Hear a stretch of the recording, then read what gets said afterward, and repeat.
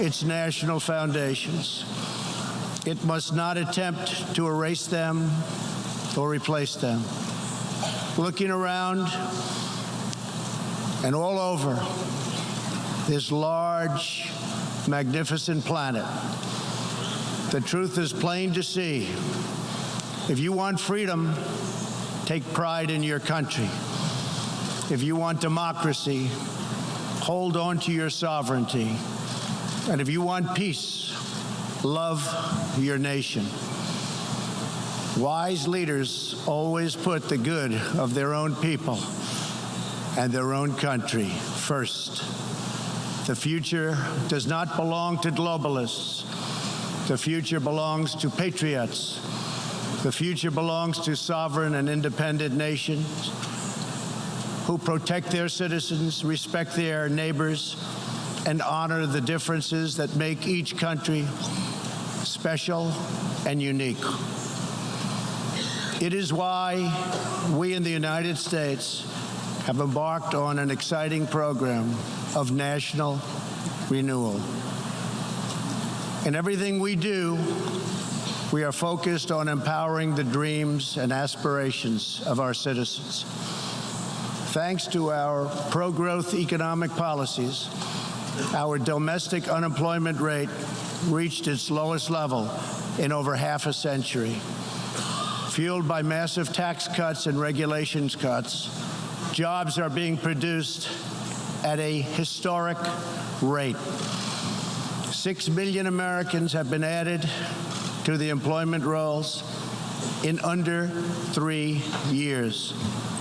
Last month, African American, Hispanic American, and Asian American unemployment reached their lowest rates ever recorded.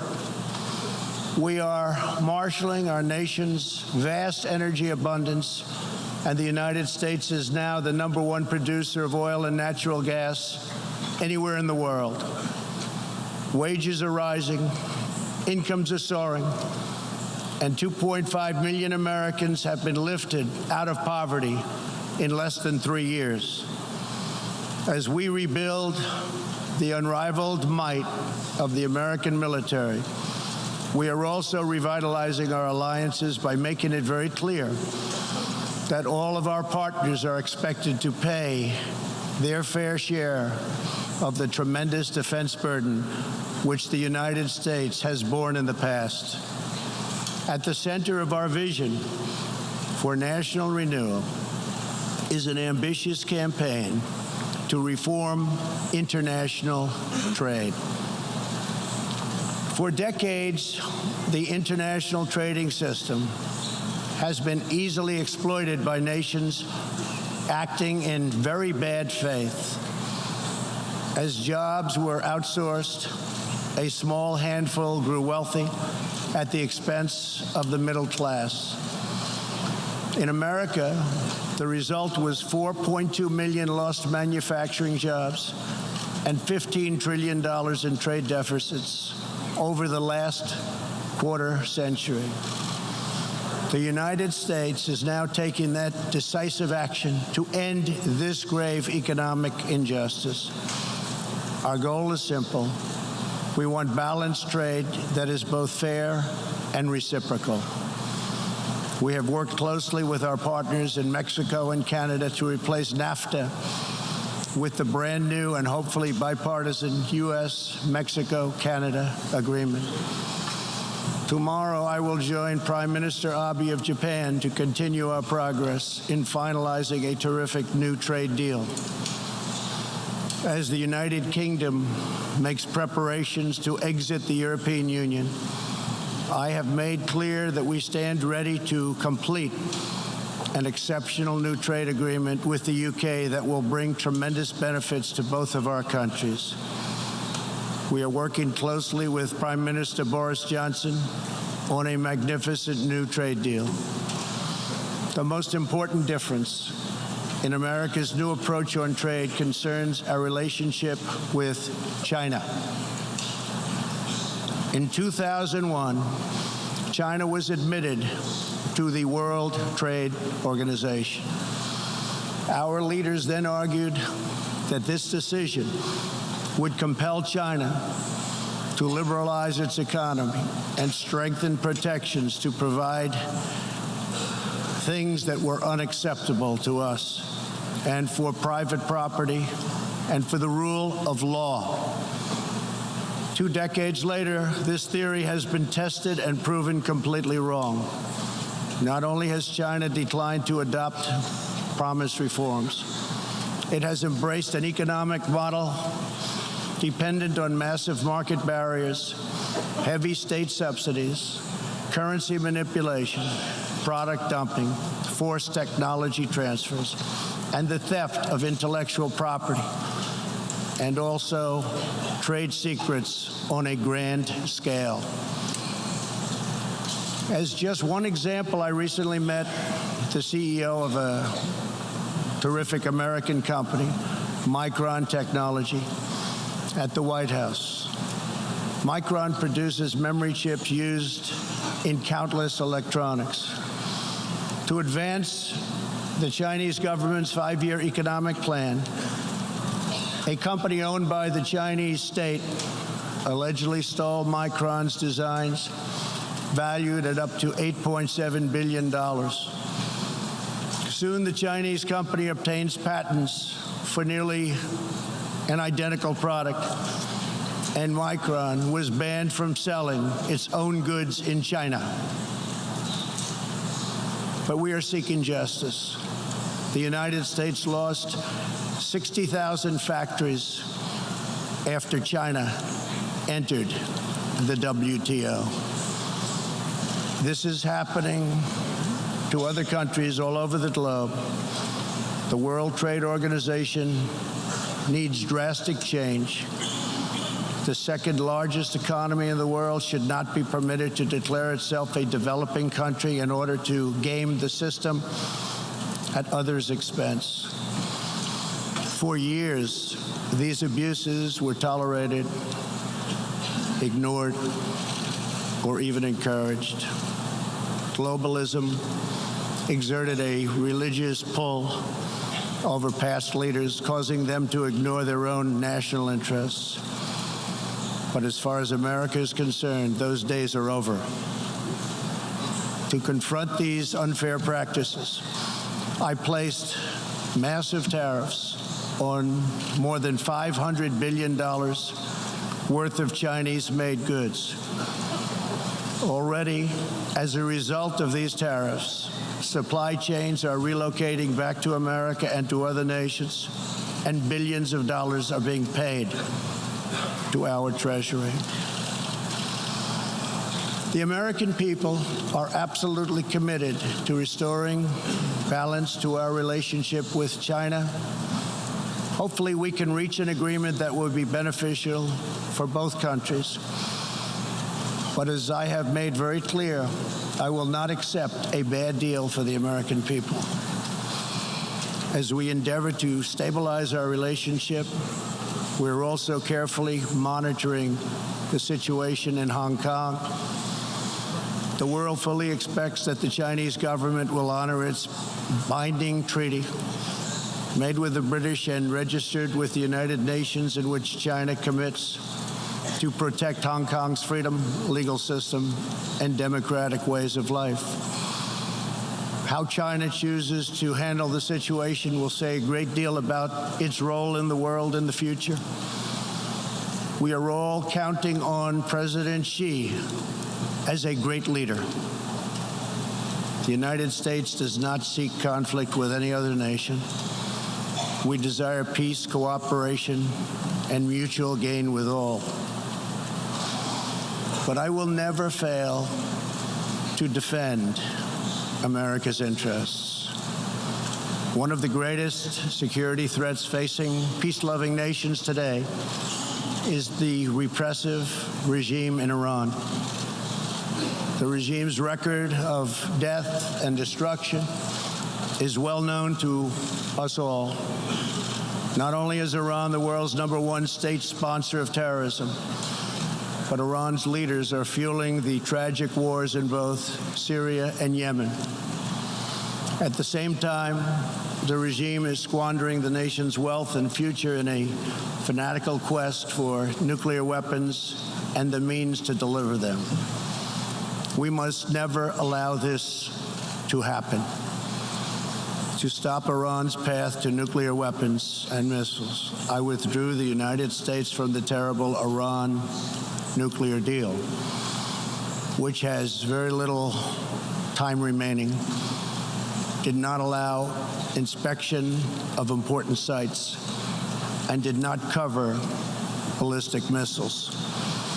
Following our withdrawal, we have implemented severe economic sanctions on the country. Hoping to free itself from sanctions, the regime has escalated its violent and unprovoked aggression. In response to Iran's recent attack on Saudi Arabian oil facilities, we just imposed the highest level of sanctions on Iran's central bank and sovereign wealth fund. All nations have a duty to act. No responsible government should subsidize Iran's bloodlust.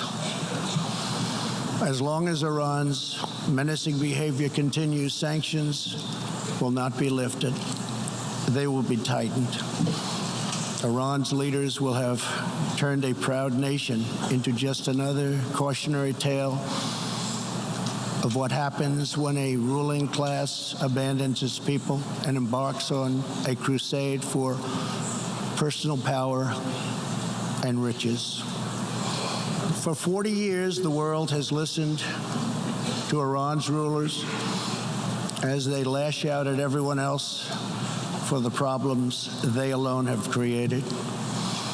They conduct ritual chants of death to America and traffic in monstrous anti-Semitism.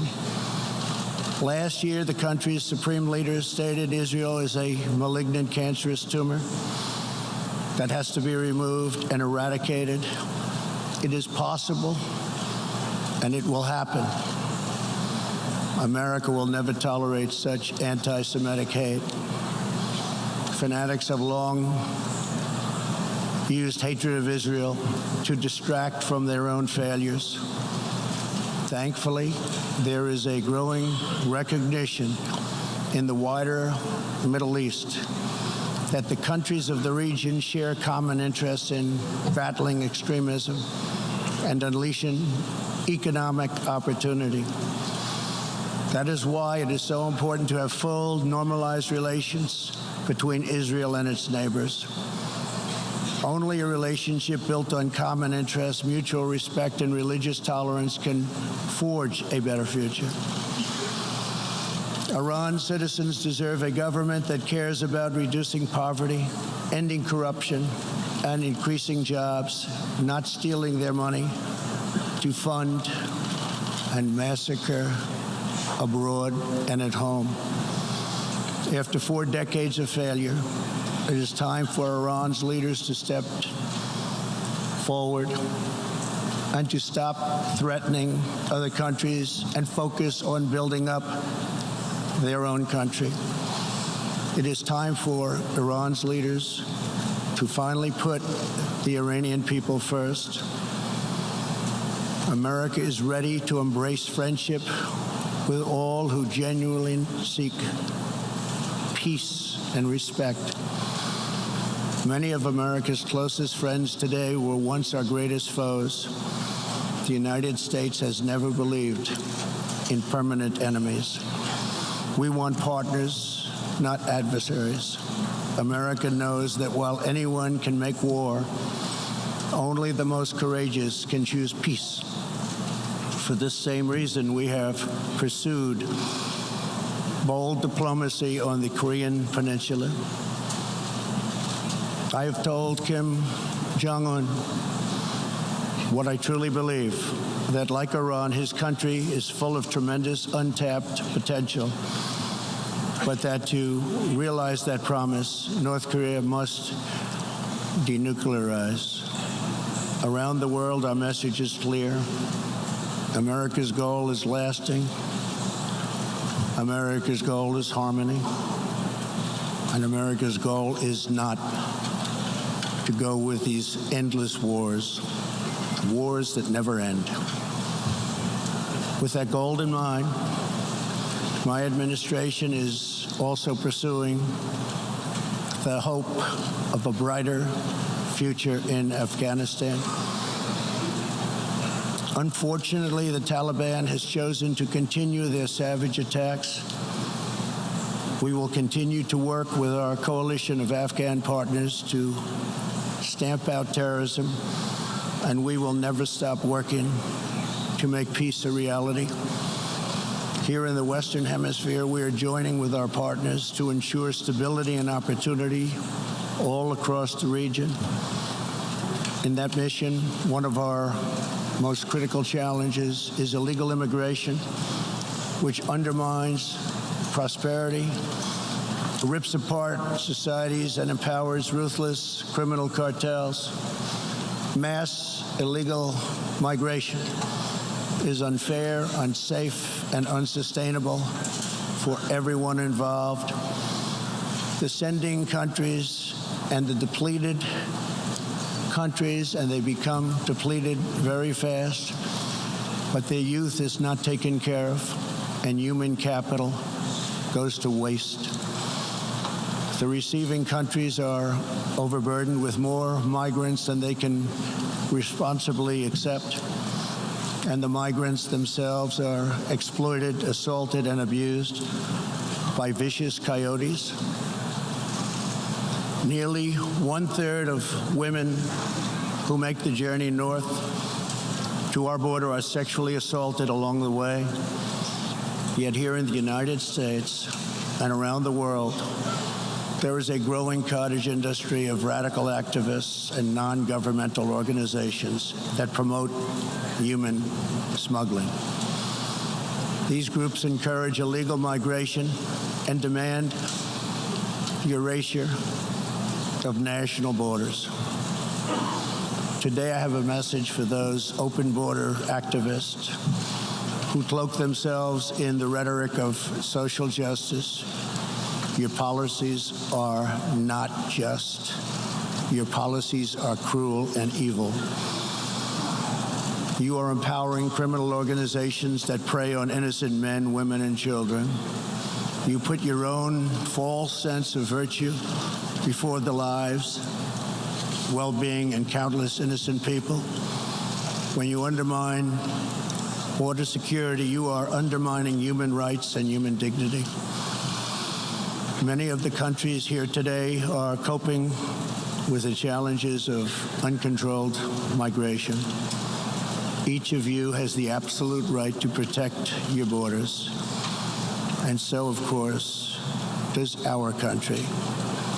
Today, we must resolve to work together to end human smuggling, end human trafficking, and put these criminal networks out of business for good. To our country, I can tell you sincerely, we are working closely with our friends in the region, including Mexico, Canada, Guatemala, Honduras, El Salvador, and Panama, to uphold the integrity of borders and ensure safety and prosperity for our people. I would like to thank President López Obrador of Mexico for the great cooperation we are receiving and for right now putting 27,000 troops on our southern border. Mexico is showing us great respect, and I respect them in return. The U.S., we have taken very unprecedented action to stop the flow of illegal immigration. To anyone conducting crossings of our border illegally, please hear these words. Do not pay the smugglers. Do not pay the coyotes. Do not put yourself in danger. Do not put your children in danger, because if you make it here, you will not be allowed in. You will be promptly returned home. You will not be released into our country as long as I am President of the United States. we will enforce our laws and protect our borders. For all of the countries of the Western Hemisphere, our goal is to help people invest in the bright futures of their own nation.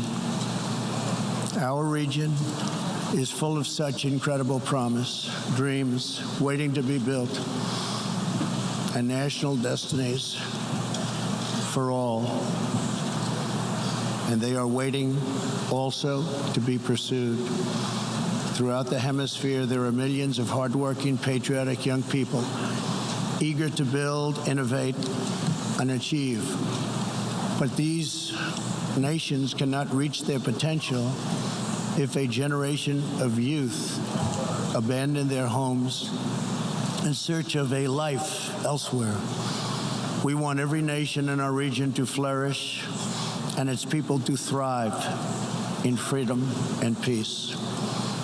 In that mission, we are also committed to supporting those people in the Western Hemisphere who live under brutal oppression, such as those in Cuba, Nicaragua, and Venezuela. According to a recent report from the UN Human Rights Council, women in Venezuela stand in line for 10 hours a day waiting for food. Over 15,000 people have been detained as political prisoners. Modern-day death squads are carrying out thousands of extrajudicial killings. The dictator Maduro is a Cuban puppet protected by Cuban bodyguards, hiding from his own people, while Cuba plunders Venezuela's oil wealth to sustain its own corrupt communist rule. Since I last spoke in this hall, the United States and our partners have built a historic coalition of 55 countries that recognize the legitimate government of Venezuela. To the Venezuelans trapped in this nightmare, please know that all of America is united behind you. The United States has vast quantities of humanitarian aid ready and waiting to be delivered. We're watching the Venezuela situation very closely. We await the day when democracy will be restored, when Venezuela will be free, and when liberty will prevail throughout this hemisphere. One of the most serious challenges our countries face is the specter of socialism. It's the wrecker of nations and destroyer of societies. Events in Venezuela remind us all that socialism and communism are not about justice. They are not about equality. They are not about lifting up the poor. And they are certainly not about the good of the nation.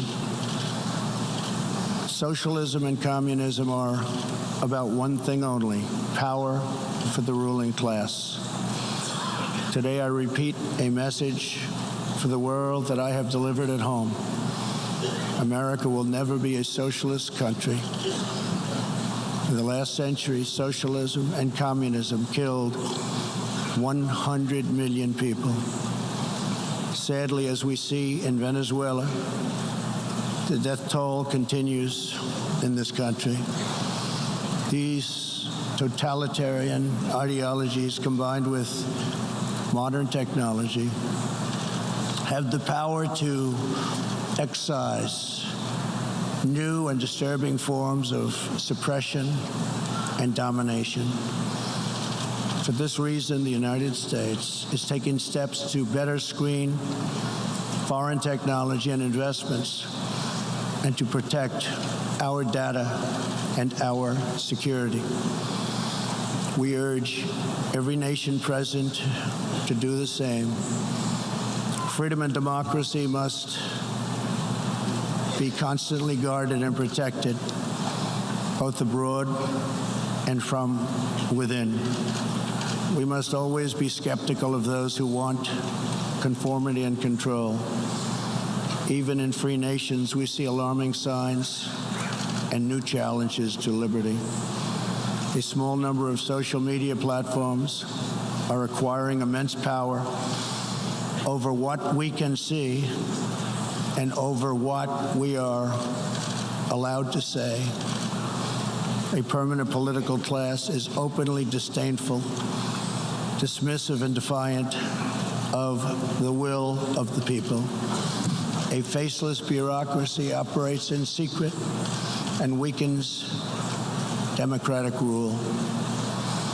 Media and academic institutions push flat-out assaults on our histories, traditions, and values.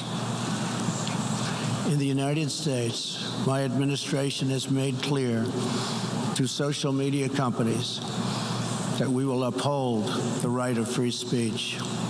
A free society cannot allow social media giants to silence the voices of the people, and a free people must never, ever be enlisted in the cause of silencing, coercing, canceling, or blacklisting their own neighbors. As we defend American values, we affirm the right of all people to live in dignity.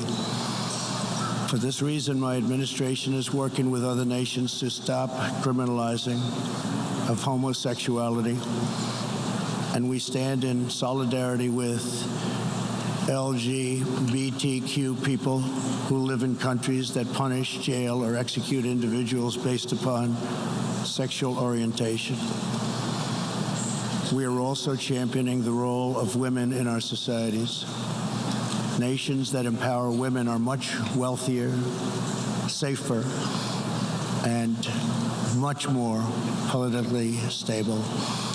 It is therefore vital not only to a nation's prosperity, but also is vital to its national security to pursue women's economic development.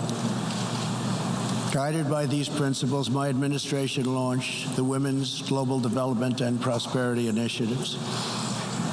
The WGDP is the first ever government-wide approach to women's economic empowerment, working to ensure that women all over the planet have the legal right to own and inherit property, work in the same industries as men, travel freely, and access credit and institutions. Yesterday, I was also pleased to host leaders for a discussion about an ironclad American commitment protecting religious leaders and also protecting religious freedom. This fundamental right is under growing threat around the world. Hard to believe, but 80% of the world's population lives in countries where religious liberty is in significant danger or even completely outlawed. Americans will never fire or tire in our effort to defend and promote freedom of worship and religion. We want and support religious liberty for all. Americans will also never tire of defending innocent life. We are aware that many United Nations projects have attempted to assert a global right to taxpayer-funded abortion on demand, right up until the moment of delivery. Global bureaucrats have absolutely no business attacking the sovereignty of nations that wish to protect innocent life. Like many nations here today, we in America believe that every child, born and unborn, is a sacred gift from God. There is no circumstance under which the United States will allow international entries to trample on the rights of our citizens, including the right to self-defense. That is why this year I announced that we will never ratify the UN Arms Trade Treaty, which would threaten the liberties of law-abiding American citizens. The United States will always uphold our constitutional right to keep and bear arms. We will always uphold our Second Amendment. The core rights and values America defends today were inscribed in America's founding documents. Our nation's founders understood that there will always be those who believe they are entitled to wield power and control over others. Tyranny advances under many names and many theories, but it always comes down to the desire for domination. It protects not the interests of many, but the privilege of few. Our founders gave us a system designed to restrain this dangerous impulse. They chose to entrust American power to those most invested in the fate of our nation, a proud and fiercely independent people. The true good of a nation can only be pursued by those who love it, by citizens who are rooted in its history, who are nourished by its culture, committed to its values, attached to its people, and who know that its future is theirs to build or theirs to lose. Patriots see a nation and its destiny in ways no one else can. Liberty is only preserved, sovereignty is only secured, democracy is only sustained, greatness is only realized by the will and devotion of patriots. In their spirit is found the strength to resist oppression, the inspiration to forge legacy, the goodwill to seek friendship, and the bravery to reach for peace. The love of our nations makes the world better for all nations. So to all the leaders here today, join us in the most fulfilling mission a person could have, the most profound contribution anyone can make. Lift up your nations, cherish your culture, honor your histories, treasure your citizens, make your country strong and prosperous and righteous, honor the dignity of your people, and nothing will be outside of your reach. When our nations are greater, the future will be brighter, our people will be happier, and our partnerships will be stronger. With God's help, together we will cast off the enemies of liberty and overcome the oppressors of dignity. We will set new standards of living and reach new heights of human achievement.